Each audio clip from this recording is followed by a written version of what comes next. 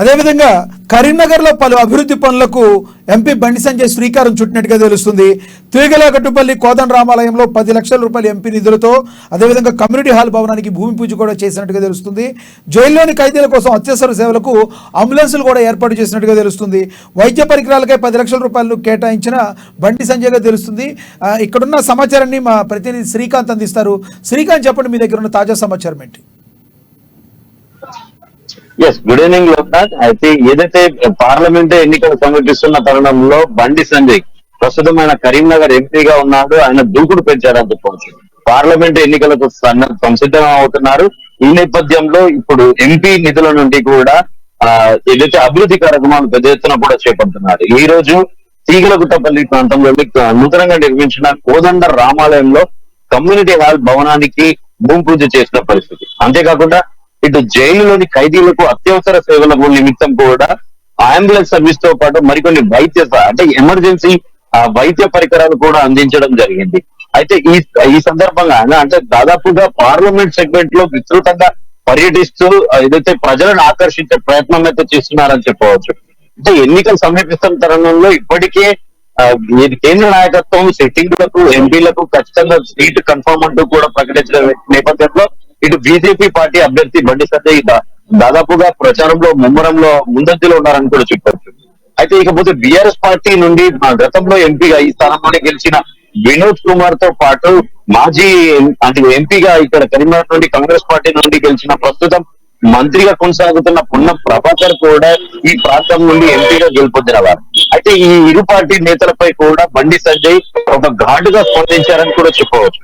ఏదైతే ఎంపీగా ఉండి ఈ ఇరువురు నేతలు కూడా ఇటు వినోద్ కుమార్ తో పాటు పొన్నం ప్రభాకర్ కూడా ఎంపీగా ఉన్న తరుణంలో ఏదైతే ఈ పార్లమెంట్ సెగ్మెంట్ కు సంబంధించి ఏమీ అభివృద్ధి జరగలేదంటూ కూడా ఆయన ఒక ఘాటు వ్యాఖ్యానం చేశారు.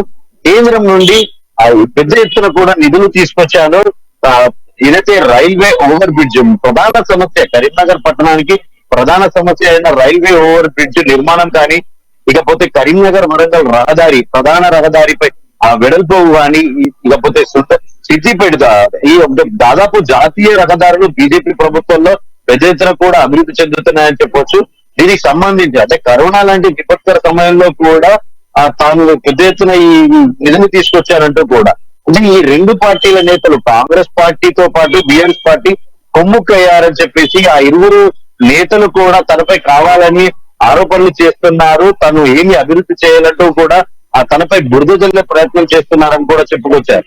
అది ఈ సందర్భంగా ఆయన అంటే ఇప్పటికే పార్లమెంట్ కు ఏమేమి అభివృద్ధి పనులు చేశారో కూడా చెప్పుకొచ్చిన పరిస్థితి అయితే ఉంది. రాబోయే పార్లమెంట్ ఎన్నికలకు ఆయన ఇప్పటి నుంచే కూడా వ్యూహ రచన చేస్తూ కూడా మరికొద్ది రోజుల్లో పాదయాత్ర కూడా చేపట్టనున్నట్టుగా కూడా పార్టీ వర్గాలైతే వెల్లడిస్తారు. ఓకే శ్రీకాంత్, ముఖ్యంగా చెప్పండి, రానున్న పార్లమెంట్ ఎన్నికల నేపథ్యంలో అంతకుముందు బండి సంజయ్ మొన్న అసెంబ్లీ ఎన్నికలకి ఆయన ఓటమి పాలవడం జరిగింది. మరి రానున్న పార్లమెంట్ ఎన్నికల్లో కరీంనగర్ నుంచి ఎంపీగా బండి సంజయ్ ఎంతవరకు గెలిచే అవకాశాలు కనబడుతున్నాయి?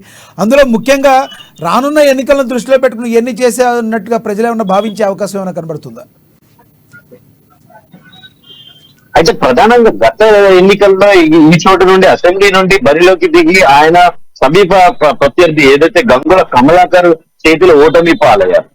తిరిగి మళ్ళీ పార్లమెంటు లోక్సభ స్థానానికి కూడా ఆయన పోటీ చేసి ఇక్కడ నుండి గెలుపొందిన పరిస్థితి నెలకొంది. అయితే తిరిగి అదే తరహాలో ఈసారి కూడా అసెంబ్లీ ఎన్నికలలో పోటీ చేసి ఓటమి చవిచేశారు. మళ్ళీ తన అదృష్టాన్ని పరీక్షించుకోవడానికి మరొకసారి పార్లమెంటు లోక్సభ నుండి కూడా ఆయన బరిలోకి దిగుతున్న పరిస్థితి. అయితే ఇప్పటికే గతంలో ఇక్కడ నుంచి ఎంపీగా కొనసాగిన బీఆర్ఎస్ పార్టీ నుంచి ఎంపీగా కొనసాగిన వినోద్ కుమార్ కూడా ఇటు బండి సంజయ్ కి చురుకలు అంటిస్తున్నది. అంటే కరీంనగర్ పార్లమెంట్ కు సంబంధించి ఆయన ఏమి అభివృద్ధి చేయలేదు, నిధులు తీసుకురావడంలో విఫలమయ్యారు. పార్లమెంట్ లో అత్యధిక ప్రశ్నలు అడిగిన ఎంపీగా తాను ఉన్నాను.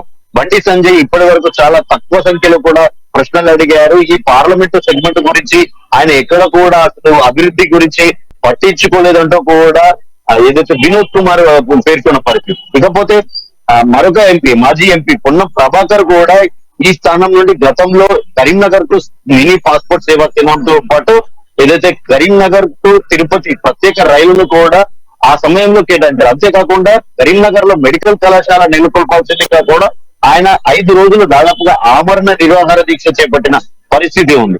అంటే ఇదంతా కూడా వాళ్ళ ఎవరికైతే అంటే ఇప్పుడు కాంగ్రెస్ పార్టీ నుంచి ఇప్పటికీ అభ్యర్థి అయితే ఖరారు అవ్వలేదు. కాకపోతే ఈ స్థానానికి సంబంధించి పెద్ద ఎత్తున కూడా అప్లికేషన్లు ఇప్పటికే గాంధీ భవన్ చుట్టూ నేతలంతా కూడా క్యూ కడుతున్న పరిస్థితి అయితే. అయితే మొత్తానికి పోరు మాత్రం ఈసారి పార్లమెంటు ఎన్నికలు ఒక ఉత్కంఠనైతే నెలకొల్పుతుందని చెప్పొచ్చు. అయితే బీజేపీ పార్టీ అభ్యర్థి అంటే దాదాపు కేంద్రంలో పార్లమెంట్ ఎన్నికలు వేరు, అసెంబ్లీ ఎన్నికలు వేరేగా ఉంటాయి. ఈ కేంద్ర నాయకత్వం ఏదైతే ఉంటుందో దాదాపు ప్రజలు అంటే దేశవ్యాప్తంగా కాకుండా ప్రపంచవ్యాప్తంగా కూడా మోడీ ఒక చరిష్మా కలిగిన వ్యక్తి, అత్యంత బలహీన రాజకీయ నాయకుల్లో కూడా ఆయన ఒకరున్నారు. కాబట్టి ఆ ప్రభావం వల్ల కరీంనగర్ నుండి బీజేపీ అభ్యర్థి కూడా గెలిపే అవకాశం కూడా లేకపోలేదు. శక్తినాథ్. Thank you Srikanth.